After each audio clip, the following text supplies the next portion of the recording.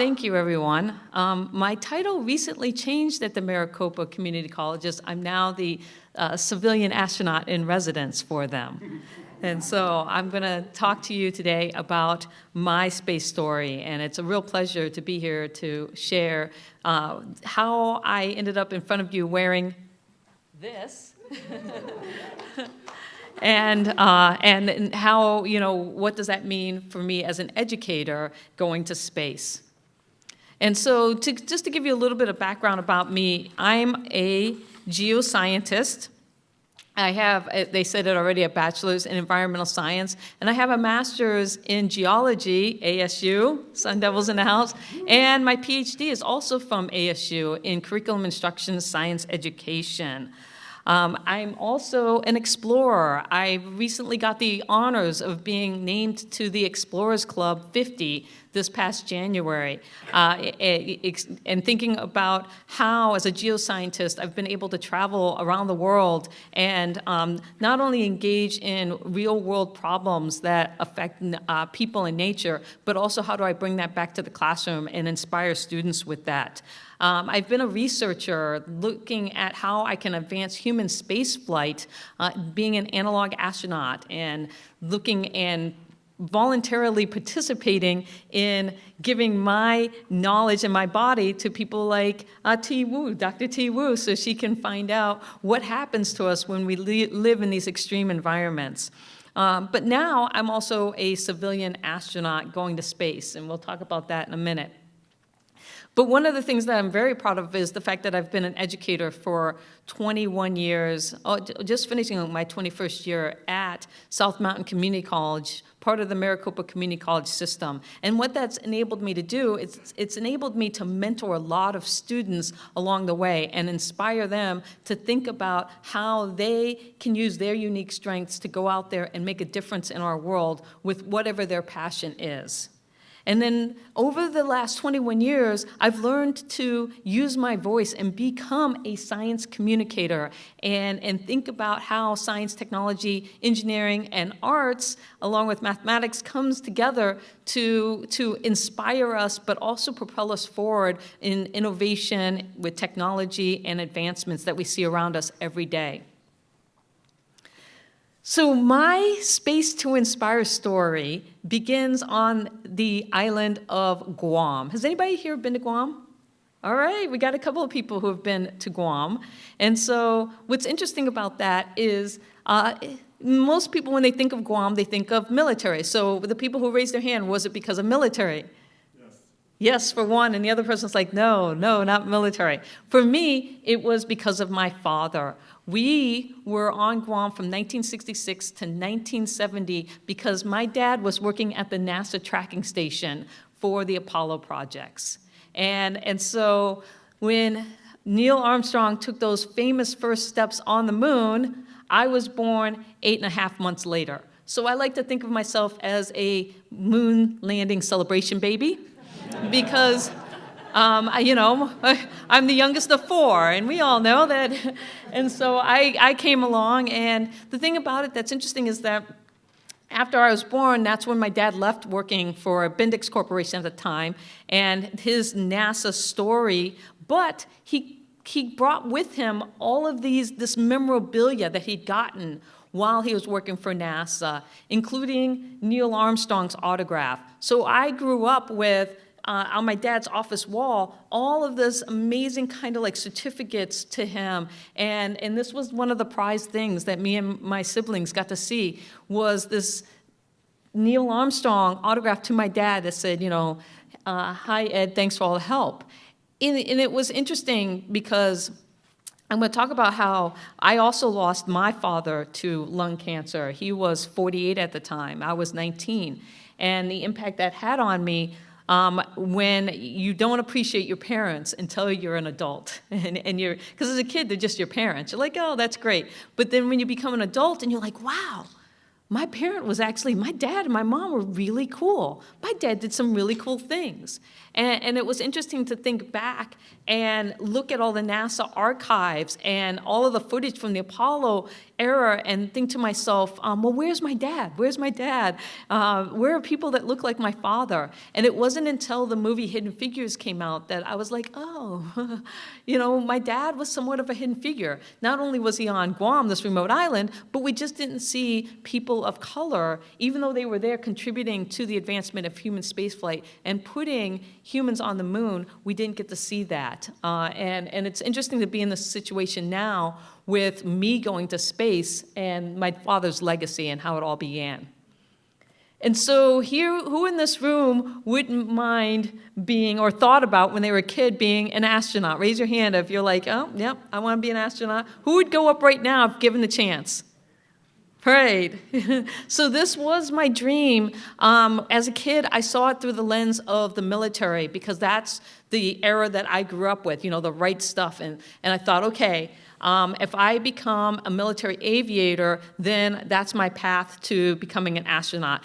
And also the F-16. I just loved that plane when I was a kid. And when Top Gun came out, I was 16. So my father recognized that I loved military aircraft, and I was in the Civil Air Patrol, and I was doing all these things to try to make this reality. And then a couple of things happened. One, my father got diagnosed with cancer my senior year, and then ended up passing away. And about 15, 16, I got glasses. And all of you who are my age know that you weren't going to be any opportunity to fly military jets if you had glasses back then. And so I gave up on that dream, and instead I started pursuing my love of science. And my dad, but neither of my parents had college degrees. And so my dad was a self-taught scientist, a lot of certificates and training. And he encouraged me and my siblings that education was the way to opportunity. And he was all about, you will go to college and you will get a degree in a STEM field.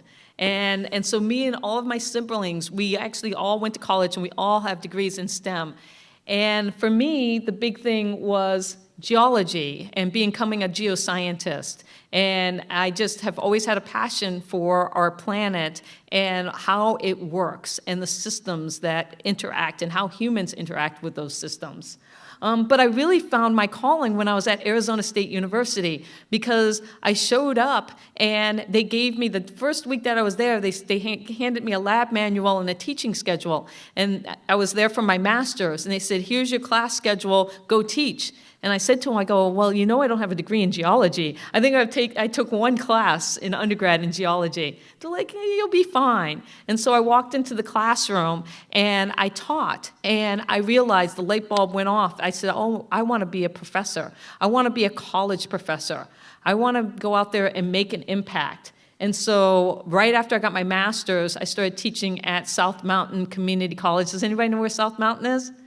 Yeah, it's the smallest of the Maricopa community colleges, and it sits at 24th Street and Baseline. And so I actually did adjunct. My year before I got full-time here at South Mountain, I adjunct at Mesa Community College. And so I got my full-time job there, and I was doing, living my life and doing my thing as an explorer and as an educator, as a mentor, as a science communicator, and all those things.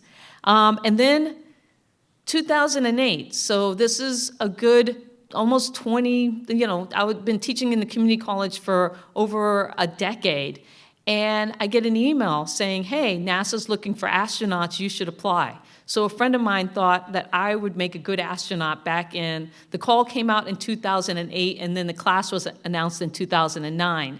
And so I applied, and it was really an interesting process of thinking about, well, I'm just a community college professor. When my friend sent me that email, I was like, you think I should be an astronaut? I didn't even know how they selected astronauts or what the criteria was because that dream had died, back when I was a teenager.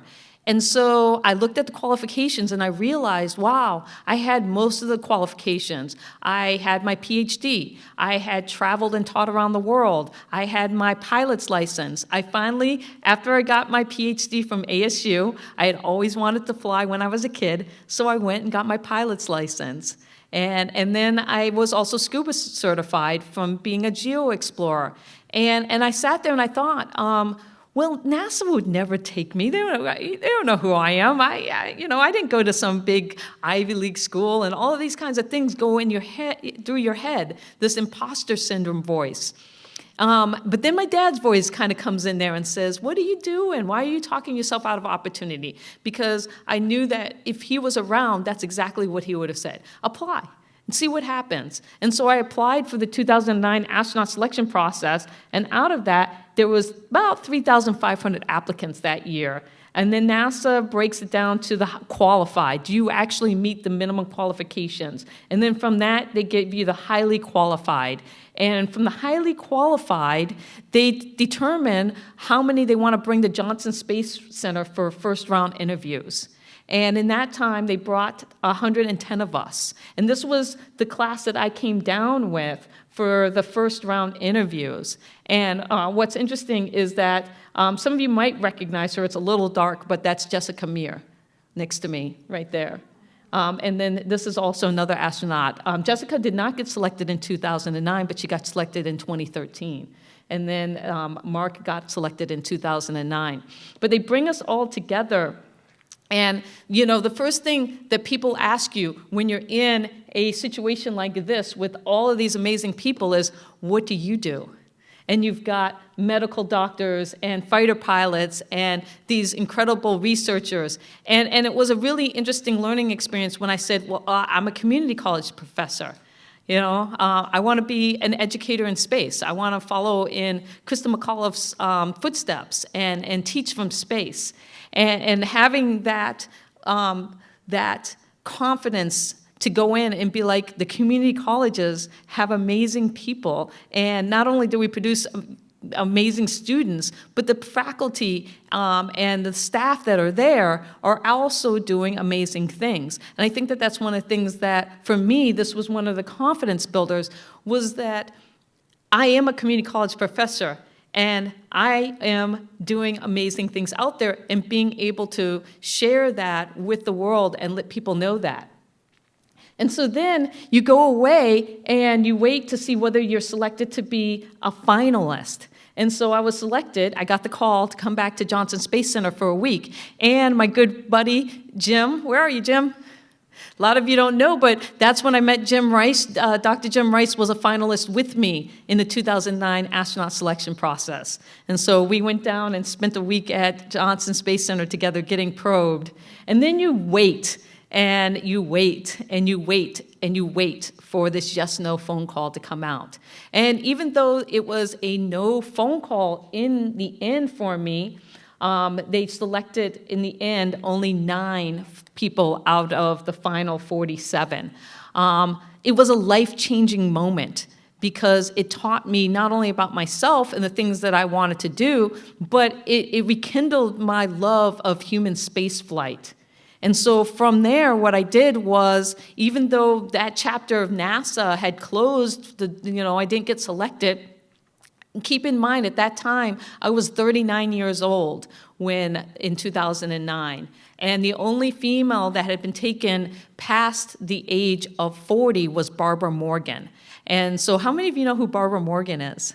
And so Barbara Morgan was the first official teacher in space. And she was Krista McAuliffe's backup. A lot of people don't realize that, but they had selected 2 people to go, and it was, who was going to fly, and then Krista McAuliffe got chosen to fly, but Barbara Morgan was her backup.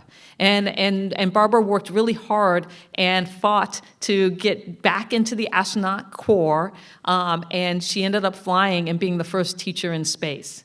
And so I knew that my chances of being selected through the traditional NASA channels, as it had been pointed out earlier, they screen you down for the best of the best. And the older that you get, your chances of flying, aren't so good or getting selected. So I became an analog astronaut in 2013. Now I'm going to think, how many people have heard that term, analog astronaut? Oh, we got a couple of people, Becky, because you know me. An analog astronaut is someone who engages in human spaceflight training and research, but they're not associated with a federal agency like NASA or JAXA or ESA or the Canadian Space Agency. So they're people like you and me who voluntarily live in Moon and Mars simulations, or they're doing research, they're doing all kinds of things. And so in 2013, I applied and got selected to be the part of the very first crew to live in the high seas habitat on the Big Island of Hawaii. And so this was my crew right here, and we lived in this dome for 4 months investigating food strategies for long-duration spaceflight. And that was funded by NASA. So they sent me to Hawaii to live in a dome, acting like I was living on Mars for 4 months and eating food. So how could I say no to that, right? Every time we went outside, we had to wear a spacesuit. And I was been very, very fortunate in that I have been an analog astronaut for many years now. And not only did I go to high seas once, but I went back last year in January, just before the pandemic. I spent 2 weeks at the high seas habitat in the very first all-female mission there. And so thinking about how women are advancing human spaceflight. And then, if you had told me 3 months ago, not even, maybe just 2 months ago, that I would go to space from winning a Twitter contest. You know, I mean, when you're thinking about your space story, and here I am, you know, I was a finalist in 2009, and a lot of people asked me, because NASA has a call out right now, but when that call went out a year and a half ago, a lot of my friends were like, are you going to apply for the astronaut program this round? And I was like, no, I'm 50 now. I just don't see that as the way to space. But the interesting thing that I told them was, I said, but I'm hopeful about commercial space. Maybe in my lifetime I'll get up and go commercially. And I was thinking in my head, this is 10 years out. And now here I am about to go to space in September. And how I got that was through the Inspiration 4 contest. Now, how many of you know about the Inspiration 4 contest or have read about it? Okay, there's just a few of you. Okay, and so what's interesting is I didn't know about this until most people heard on the Super Bowl. So did some of you watch the Super Bowl?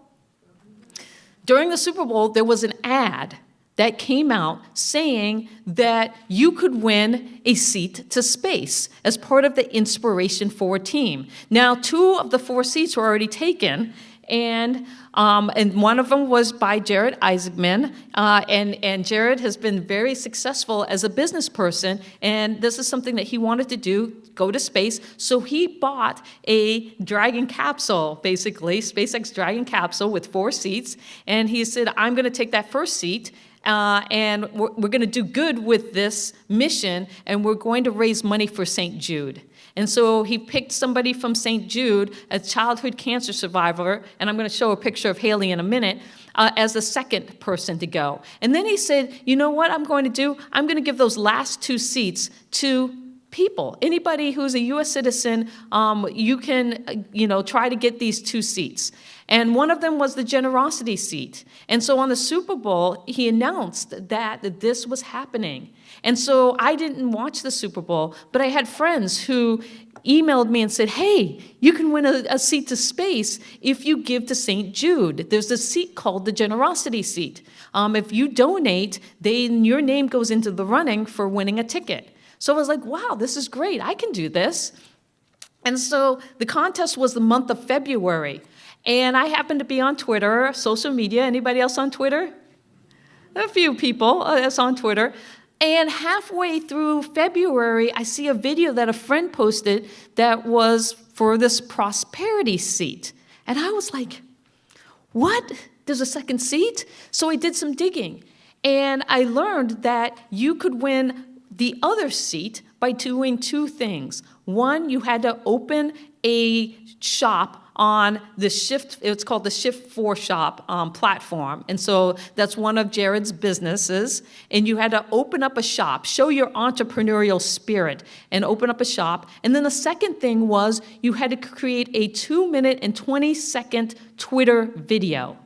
So those were the two things that you had to do to be qualified for that seat. And what's interesting is that when you look at these two seats, a lot of people understood the generosity seat, but they didn't really understand the prosperity seat. So over on this side, you had 79,000 entrants, and on this side, you had 200 in the end. So when you think about when again in the history of human spaceflight will you get a 1 in 200 shot to go to space? Now, how many of you wish you'd known and had a Twitter account? So raise your hand if you're like, wow, I should have been on Twitter, right? And so I put in my video. I can't play it because we don't have sound today. But now here's the interesting thing about it is that I am a geoscientist by training. I'm an educator. I'm an explorer. I'm a science communicator. But what I won this seat for is as a space artist and poet. And so what I did was I talked about how you should send a poet to space. And I had recently, during COVID, I'd always been in that STEM realm, and I went into STEAM. I needed some creative outlet because I was a traveler and I was doing all these. And now COVID, I was stuck at home and I'm like, I need to do something. So I became a space artist. And I talk about that in my video. And so if you remember the movie Contact, when Jodie Foster is sitting there and she's like, crying and looking out, and she's like, they should have sent a poet. And so in my video, I'm like, send a poet who knows how to rhyme. And so I put together this video. Again, it's not going to be able to play it because we don't have audio, but you can find it online. And so this is my crew going to space September 15th. And so we have, and the way to design this was 4 pillars: leadership, generosity, hope, and prosperity. And this is my crew. And when I talk about a Jedi space, a just, equitable, diverse, and inclusive space, this, to me, is as close as we can get when we're thinking about the first civilians going out there. You have somebody in their 20s, somebody in their 30s, somebody in their 40s, somebody in their 50s. We have diverse backgrounds. We have males, we have females, being a person of color. I feel so fortunate to be a part of this mission and to be setting the bar really high when we think about what we want, how we want to go out into space, the culture we want to bring with us, and who has access to that. Haley will be the youngest U.S. Person to go to space, and she will be the first cancer survivor to go into space. She had childhood cancer at 10, went to St. Jude, and got treated, and is now here. Not only is she going to space, but she actually works now at St. Jude as a physician assistant. And so you think about how that would not have happened under NASA. And you think about me at 51, that most likely would not have happened under NASA.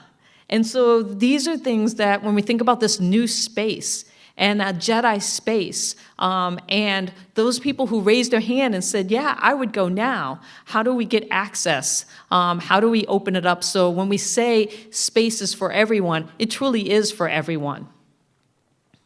And so prosperity, I expressed my prosperity through creativity. And so this is some of my art that I created in the last year as a space artist. And it's that is getting me this ride, this amazing opportunity to go to space. But I'm taking all of those things that I said before with me. I'm going as a geoscientist, and I can't wait to look back on the Earth. I don't know if you all have been following SpaceX, but our Dragon just returned, Resilience, with Crew 1. and it's being refurbished. And they're going to put, when the nose cone opens, we're going to have a cupola. We're going to have this beautiful glass dome to be able to look back on our planet. And I, as a geoscientist, I can't wait to do that. As the explorer in me, this is the ultimate exploration, being able to go out to space and come back. And then as the educator in me, bringing not only fellow educators and students along, but to think about what that means to be able to go to space and bring students along for the journey. But then it's the artist in me and being able to capture that in not only through my drawings, but also my poetry, and being able to inspire the world when I come back and share that message. So when we're talking about education and where we're going next, for me, this new space, the way we're thinking about access to space and inspiration for and what we represent, I think about this new way of learning. And a lot of us, we were thrown into it through COVID, right? Thinking about how we can change the landscape of education and open up access to education in ways we never imagined before, because the digital space is developing and the tools are there. But one of the things that's so important is the access to open educational resources. And what that does when we share openly information that helps to advance us, and when we collaborate openly. And so when I think about education now, it's not about the brick and mortar buildings anymore. A lot of it is about being the lifelong learner, and that learning happens everywhere. It's not... when I tell my students that, well, okay, you're going to be taking this class and you're going to get your degree, but your learning doesn't stop once you get that degree. You are a lifelong learner, and you're going to have opportunities that are going to come, because as you learn more skills and you keep on developing, you're going to open up access to things that you could not ever imagine. And that's one of the things that I find most interesting, is this idea that now you're walking around with computers and knowledge in your hand. And when we think about technology and the advancement of medicine and what we can do in extreme environments, and where we can learn and how we can communicate, and what does that do to us as a species? What are the things that we haven't imagined yet that we'll be able to do as humanity, and the access of technology and information. And it's really important that we bring everyone along as we go on this journey, because if we leave certain sectors behind, it just puts us not only at a disadvantage, but as a threat also. And what's so important about that is that you don't know what that person in Africa, who's that kid who's dreaming and looking up at the stars, what they might create, given the access to information and technology. And that's what's so exciting. One of the things for me is when I think about my students is, it's not about necessarily the textbook. It's about actually making things hands-on. As I walked around and thinking about all of the things that people are creating, and the way that they're coming together and collaborating, makerspace, being innovative, being collaborative, all of those things. And at South Mountain Community, I'm sorry, I thought I was going to the next page. And thinking about the skill sets of the job market for tomorrow. A lot of times in the past, it was all about this applied knowledge, right? But now what really matters are these personal skills and how we communicate with each other. And one of my good friends, Becky, she knows the way we talk and the language we use and the way we interact with each other matters. And that's something that when we're talking about creating a learning environment that fosters the workforce of tomorrow, It's not about, the applied knowledge is important, but it really is the entire package, and thinking about how do we get people to engage in developing that entire package. And one of the best ways is through, creating collaborative spaces where people can come together and they can create unique things. And when I think about this space, and why proximity matters is because when that person over there talks to that person over there, synergy happens. When you're trying to solve real-world problems and you have diverse groups of people coming together, you get an interaction and an energy that you just can't get if you don't have that space available. So when we're talking about space to inspire and how we ignite innovation, it is through creativity, collaboration, and open access to resources, technology, and information. And so one of the things that the Maricopa Community Colleges, of course I'm here representing them, is that I want you to know that the MCC, Maricopa Community Colleges, are a key component of Arizona's workforce training. And a lot of times we sometimes get forgotten. And we don't get mentioned. And one of the things that's happening is that as this landscape of education is changing, the community colleges are an important component that needs to be part of the conversation. And I don't know if you know this, but the governor just passed a bill where the community college can now offer 4-year degrees.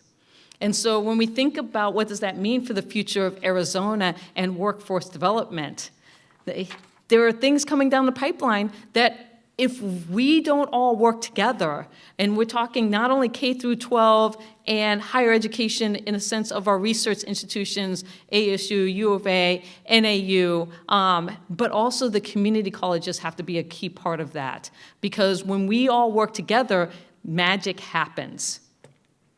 So when I think about creating space to inspire, it's about how do we bring together all of these components where we're talking about real-world problems, because learning is happening everywhere. It's not just in the classroom. And so if we're going to have the informal education, the family and friends, the careers and the technical, and you think about the opportunities, the networks, the data, the innovation, all of it has to come together under this umbrella of lifelong learning. And so when I talk about space to inspire, I'm not talking about space. What I'm talking about is this space. So if you think about your unique space and how you can use your unique space to inspire those within your reach and beyond, what does that look like? And how are you harnessing your superpower, your unique space, to inspire those within your reach and beyond? Thank you.